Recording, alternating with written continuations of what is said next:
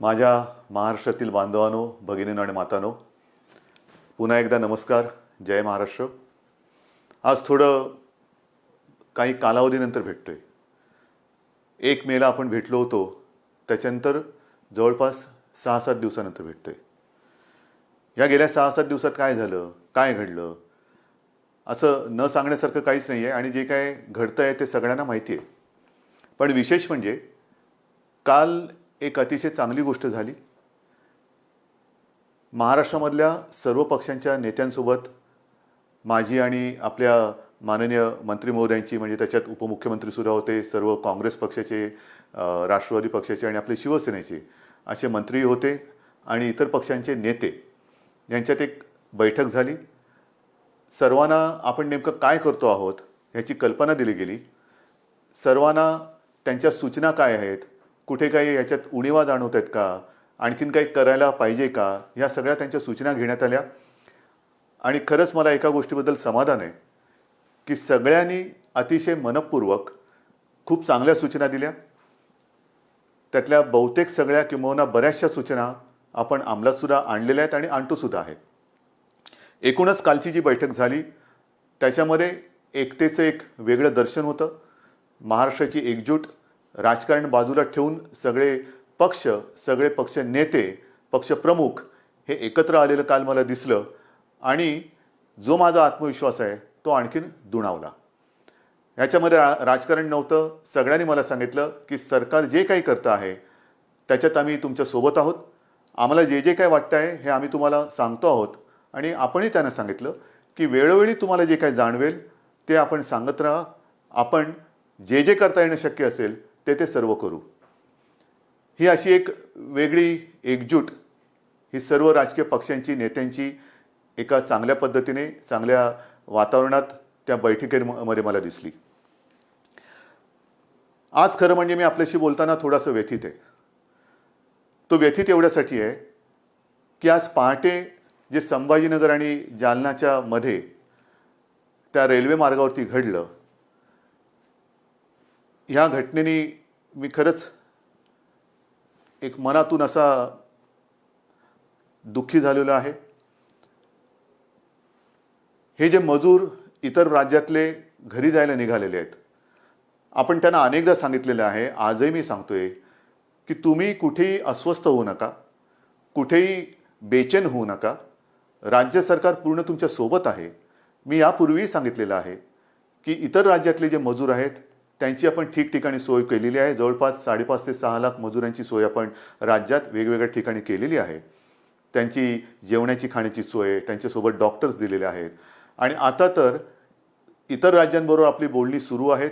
इतर राज्यांमध्ये सुद्धा ट्रेन, रेल्वे आपण सुरू करून ज्या ज्या राज्यांमधले हे मजूर जिथे जिथे जाऊ इच्छितात तिथे केंद्र सरकार, आपलं राज्य आणि ज्या राज्यात हे जाऊ इच्छित आहेत त्या राज्यांच्या सरकारबरोबर बोलून आपण ह्या ट्रेनची सोयसुद्धा केलेली आहे. सुरुवात झालेली आहे. 1-2-5 दिवसापासून ट्रेन सुरू झालेले आहेत.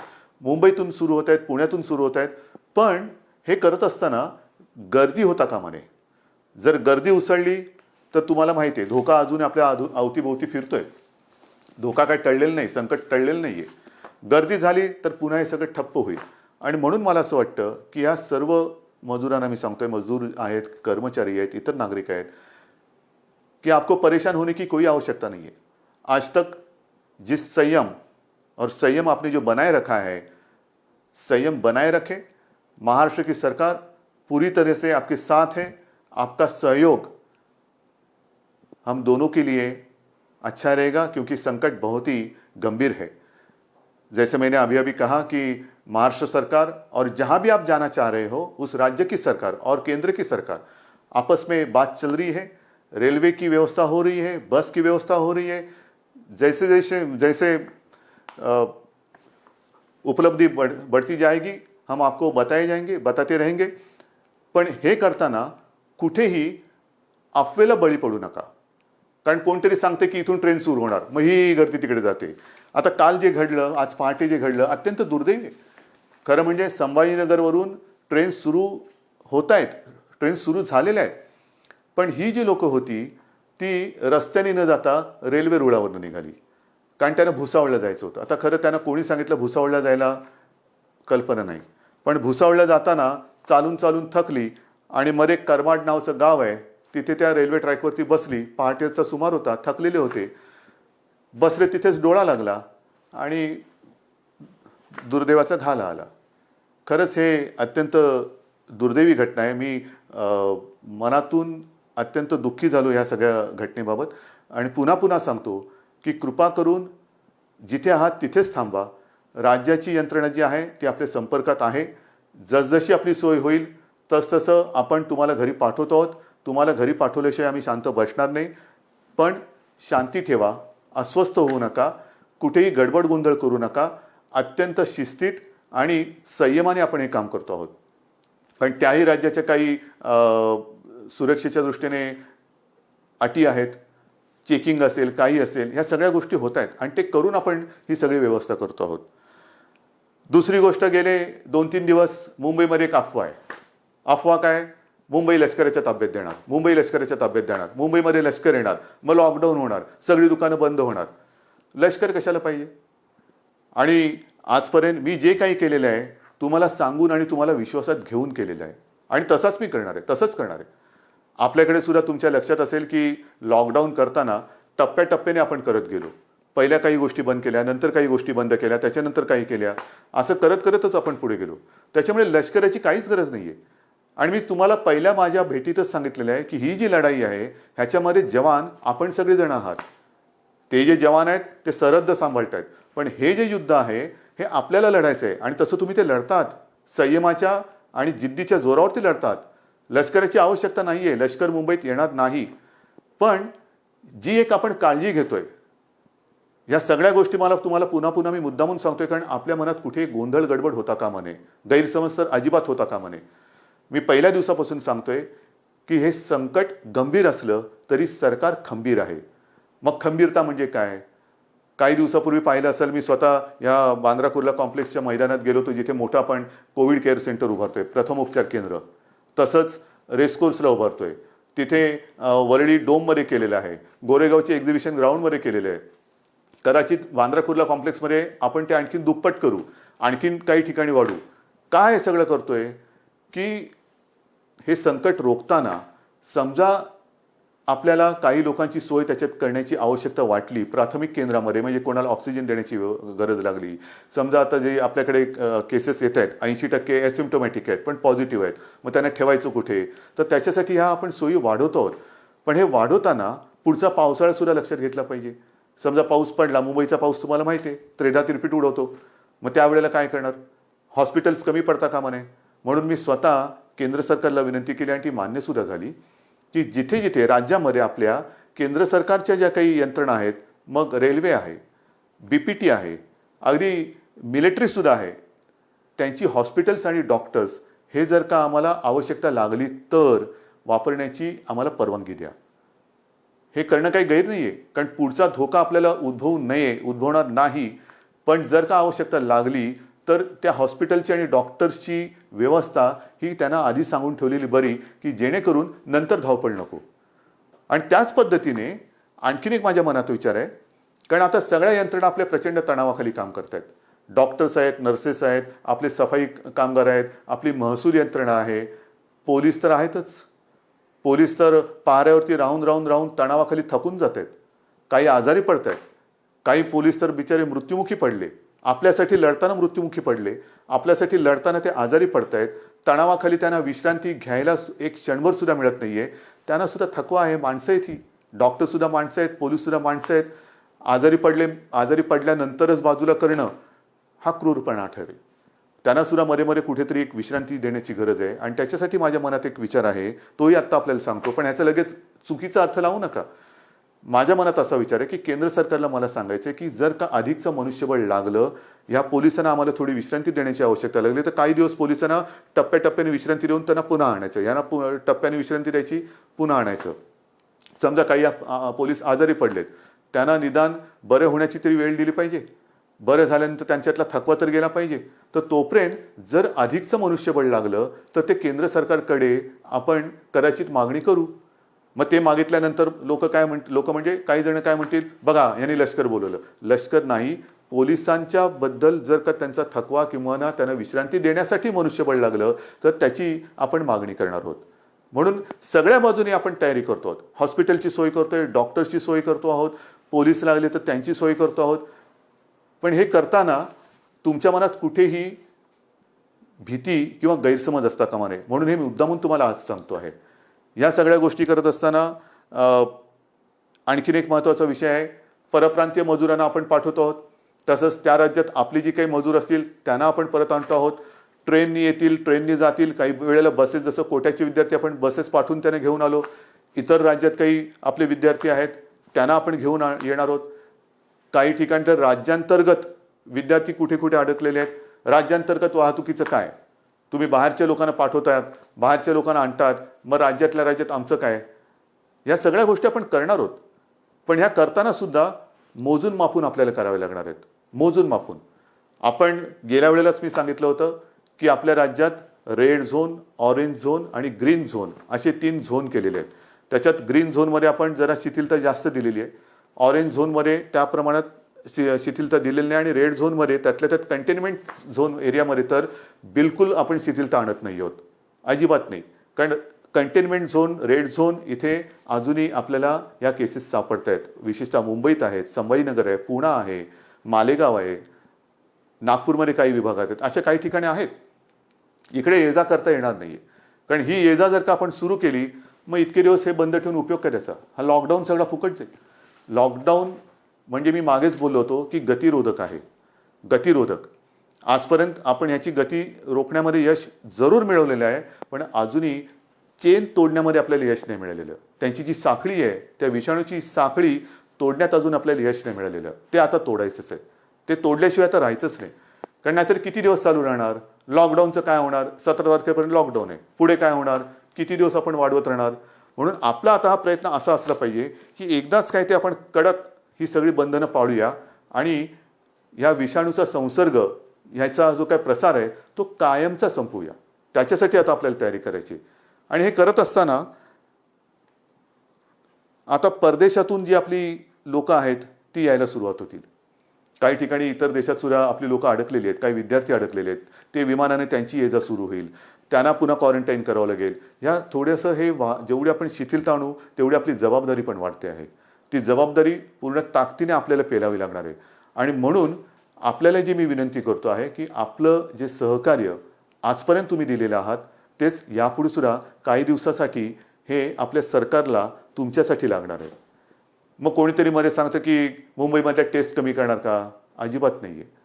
आजपर्यंत मी इतर राज्यांची तुलना नाही करत, पण गेल्याही वेळेला आकडा सांगितलेला तुम्हाला, 1.5-2 लाखाच्या आसपास महाराष्ट्राने टेस्ट केलेल्या आहेत. एकट्या मुंबईने लाखाच्या वरती टेस्ट केलेल्या आहेत. टेस्ट कुठेही कमी नाही होणार, अजिबात नाही होणार. जिथे जिथे आवश्यकता आहे तिथे टेस्ट ह्या चालू राहतीलच. मुंबईमध्ये मुंबई महापालिका, खाजगी जी रुग्णालय आहेत, ते डॉक्टर्स आहेत, फक्त त्याच्यामध्ये एक सुसंगती पाहिजे, एक वाक्यता पाहिजे. कोणी उठला आणि टेस्ट करून आला तसं नाही आहे. मी तर तुम्हाला पुन्हा एकदा विनंती करतो आहे, कारण जो काही मृत्यूदर आहे त्या मृत्यूदरामध्ये आपण बघितलं काही केसेस अशा आहेत की शेवटच्या टप्प्यात आपल्याकडे येत आहेत. शेवटच्या टप्प्यात म्हणजे सगळं काही उपचाराच्या पलीकडे गेलेलं असतं तेव्हा ते येत आहे आणि तिथे आपण काहीच करू शकत नाही. काही वेळेला तर असं होतं की एखादा रुग्ण आला तर त्याचा रिपोर्ट, टेस्टचा रिपोर्ट येण्याच्या आधी त्याचा मृत्यू होतो. आणि म्हणून मी वारंवार सांगतोय की जर कोणाला सर्दी, खोकला, ताप यासारखी लक्षणं आढळली तर तुम्ही न घाबरता, न डगमगता आपली फिअर क्लिनिक्स आहेत, आपले डॉक्टर्स आहेत, त्यांच्याकडे या, स्वतःहून या. आपण तर घरोघरी जाऊन चेकिंग तर करतोच आहोत, विचारपूस करतो आहोत, पण जर ज्यांना कोणाला ही अशी लक्षणं आढळली आणि ते स्वतःहून पुढे आले तर पुढचा जो काही उपचार आहे तो करणं हे सुलभ होईल. एक लक्षात घ्या, आजपर्यंत साधारणतः 18,000 पॉझिटिव्ह केसेस आपल्या महाराष्ट्रात आहेत.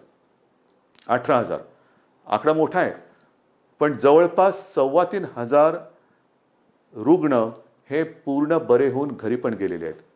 दुर्दैवाने काही मृत्यू झालेले आहेत, पण 3,2500 हाही आकडा बरंच काही सांगून जातो.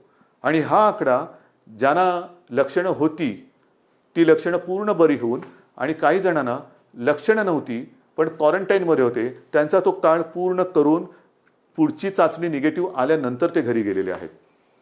हा रोजचा आकडा वाढत चाललेलाच आहे. घरी जाणारे, जसं रुग्णांची संख्या पॉझिटिव्हचा एक आकडा येतोय तसंच घरी जाणारे सुद्धा जात आहेत. त्यांचा तो क्वारंटाईनचा काळ, आयसोलेशनचा काळ, उपचाराचा कालावधी पूर्ण करून ते घरी सुद्धा जात आहेत.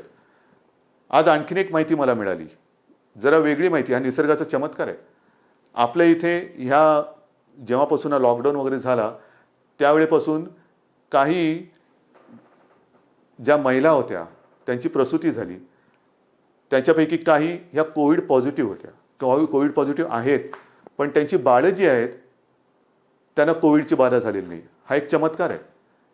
म्हणजे आईला कोविड पॉझिटिव्ह आहे पण बाळ हे निगेटिव्ह आहे, त्याला कोविड झालेलं नाही आहे, बाळ सुखरूप आहे, असाही चमत्कार आहे. आणि त्याच्यानंतर ते बाळ त्या आईसोबतच आहे. हा एक निसर्गाचा चमत्कार आहे. ह्या काही गोष्टी घडत आहेत. तर अशाही गोष्टी आहेत, अशाही गोष्टी आहेत. ह्याच्यामध्ये खबरदारी घेणं हा एक महत्त्वाचा भाग आहे. त्याच्यानंतर काही वेळेला काही घटना घडतात, जसं काल एक आपण बघितलं असेल की हॉस्पिटलमध्ये गलथानपणा. नाही, अजिबात नाही चालणार, अजिबात चालणार नाही. मी माणुसकी समजू शकतो, माणुसकीचा धर्म समजू शकतो, पण त्याच्यामध्ये गलथानपणा अजिबात सहन केला जाणार नाही. जसं मी वारंवार सांगतो की पोलीस आणि डॉक्टर यांच्या रूपात देव आपल्यासोबत आहे. त्यांच्याशी कोणी हुज्जत घालू नका, त्यांच्यावरती हल्ले होता कामा नये. हल्ले केले तर कडक कारवाई होईल. तसंच डॉक्टर्स आणि यांनाही सांगतोय की हॉस्पिटलमध्ये गलथानपणा होता कामा नये, अजिबात नाही. काही मदत लागली सरकारसोबत आहे, महापालिकासोबत आहे, गलथानपणा करायचा नाही. म्हणजे सगळं चांगलं चालू असताना कारवाई करण्याची वेळ आमच्यावरती आणू नका, कारवाई करू नका. तिकडे गलथानपणा आणि दप्तर दिरंगाईला अजिबात क्षमा केली जाणार नाही. कारण नाहीतर हे सगळं करतोय कोणासाठी? मी परवा जे काही गेलो होतो बांद्रा कुर्ला कॉम्प्लेक्स रेसकोर्समध्ये आपण करतोय, सगळं करतोय. तिकडे 100 रुग्णशय्या आपलं 1000च्या आसपास रुग्णशय्या या बांद्रा कुर्ला कॉम्प्लेक्सला करतोय. त्याची क्षमता मी आता दुप्पट करायला सांगतोय. काय आपल्याला फर्निचरचं दुकान नाही काढायचं की बघा किती बेड्स आहेत आमच्याकडे उपलब्ध आहे, कोणी आणि झोपून जा? नाही, त्याच्या मागे एक गांभीर्य आहे. ही आवश्यकता लागू नये ही माझी प्रार्थना आहे. पण ही सोय सुविधा वाढत असताना आपल्याला डॉक्टरची सुद्धा आवश्यकता लागणार आहे, परिचारिकांची आवश्यकता लागणार आहे. कोविड योद्धा म्हणून मी आपल्याला आवाहन केलं होतं, त्याच्यात अनेक जणांनी प्रतिसाद दिलेला आहे. आज मी आयुषच्या डॉक्टरना सुद्धा विनंती करतो आहे, आवाहन करतोय की तुमची सुद्धा आम्हाला गरज आहे. होमिओपॅथी डॉक्टरची सुद्धा आवश्यकता आहे. आयुर्वेदचे डॉक्टर असतील, तुम्ही या. आपण सगळे मिळून एकजुटीने या संकटाचा सामना करूया. सगळे एकत्र आले, ठीक आहे ना. काही वेळेला गंभीर आजार असेल तिकडे ॲलोपॅथी चालेल. जर का आपल्याला प्रतिकारशक्ती वाढवायची असेल त्याच्यासाठी होमिओपॅथी किंवा आयुर्वेद चालत असेल, जरूर या. कदाचित हे सगळे आपले आयुषचे डॉक्टर्स आणि या सगळ्या डॉक्टरशी फिवर क्लिनिकमध्ये मदत होणार असेल, सर्दी खोकला ताप आहे की नाही बघण्यासाठी, तेवढंच आपल्याला हॉस्पिटलमध्ये काम करणाऱ्या डॉक्टरांवरचा ओझं ताण हा कमी करता येईल. म्हणून मला आपल्याला ह्या सगळ्यांची आवश्यकता आहे. आणि त्याच्यासाठी मी आज आपले डॉक्टर लहाने साहेब त्यांना सुद्धा सांगितले की डॉक्टर साहेब अर्थात ते सुद्धा दिवसरात्र मेहनत करतातच आहेत, कोणी मेहनतीमध्ये मागे पडत नाहीये. त्यांनी सुद्धा आता पुढाकार घेतलेला आहे. डॉक्टर ओक आपल्यासोबत आहे, टास्क फोर्स आपल्यासोबत आहे, सगळे आपल्यासोबत आहेत. आणि हे करून आपण ही लढाई अधिक मजबूतीने आता लढत आहोत. म्हणून मला हात जोडून विनंती करायची की हा जो आता लॉकडाऊनचा टप्पा आहे हा सतत आता वाढवत जायचं की नाही जायचं, लॉकडाऊनचं काय करणार हे तुम्ही ठरवायचं आहे. जेवढं तुम्ही शिस्त पाळाल, जेवढं तुम्ही बंधनं कडक पद्धतीने पाळाल, तेवढं लवकर आपण या संकटातून बाहेर येऊ. कोणालाही आनंद नाही आहे लॉकडाऊन वाढवण्यामध्ये. लॉकडाऊन वाढवणं म्हणजे पिंजऱ्यात बसल्यासारखं आहे, कोण वाढत बसल्यासारखं आहे. आत्ता ते बसण्याची गरज आहे. आणि ती शिस्त अजूनही मला काही ठिकाणी बिघडलेली दिसते. मग मुंबई असेल, इतर शहरं असतील, ही शिस्त बिघडवणं म्हणजे आपण आपलं संकट लांबवणं आहे. जेवढं तुम्ही हे बंधन तोडायला बघाल तेवढं हे बंधन अधिकाधिक तुमच्या भोवती आपला फास आवडत जाईल. म्हणून हे बंधन पाळणं, शिस्त पाळणं, लोकांमध्ये न मिसळणं, एकमेकाशी आता ह्या कालच्या त्या सर्वपक्षीय बैठकीमध्ये जो मी एक शब्द वापरला होता, फिजिकल डिस्टन्सिंग. सोशल डिस्टन्सिंग म्हणजे जरा त्याचा अर्थ वेगळा होतो, सामाजिक अंतर नकोय. थोडंसं आपल्याला एकमेकापासून अंतरावरती राहणं, मग त्याला शब्द फिजिकल डिस्टन्सिंग म्हणायचं आहे किंवा आणखीन काय म्हणायचं आहे, काही म्हणा, पण ते अंतर ठेवून आपल्याला पुढचा काही काळ तरी तोंडाला मास्क लावून, हात सतत धूत राहून हा असा काही काळ आपल्याला काढावा लागेल. हे संकट अजूनही कोणाला अंदाज येत नाही आहे. काही जण आता म्हणायला लागलेत कोरोनाबरोबर जगा. कोरोनाबरोबर जगा म्हणजे कसं जगायचं? हे असं घरात राहून? हे नाही चालणार आपल्याला. आपला महाराष्ट्र, मी अनेकदा सांगतोय, मला लष्कराची अजिबात गरज नाही आहे. कारण हा शिवरायाचा महाराष्ट्र आहे. नुसते आपण बोलताना शाहू फुले, आंबेडकर, गाडगे महाराज यांची नावं घेऊन उपयोग नाही आहे. त्यांनी जे काय आपल्याला शिकवलेलं आहे, छत्रपती शिवाजी महाराजांनी सुद्धा आपल्याला लढायचं कसं हे शिकवलेलं आहे. आणि त्यांची परंपरा असलेला महाराष्ट्र, इथे मला लष्कराची आवश्यकता नाही. माझा प्रत्येक नागरिक हा जवान आहे, हा सैनिक आहे आणि तो या लढाईमध्ये स्वतः लढून या विषाणूवरती मात केल्याशिवाय राहणार नाही. हा तुमच्याबरोबर माझा सुद्धा आत्मविश्वास आहे. म्हणून पुन्हा एकदा सगळ्यांना सहकार्याची विनंती करतो. धन्यवाद देतो. जय हिंद, जय महाराष्ट्र.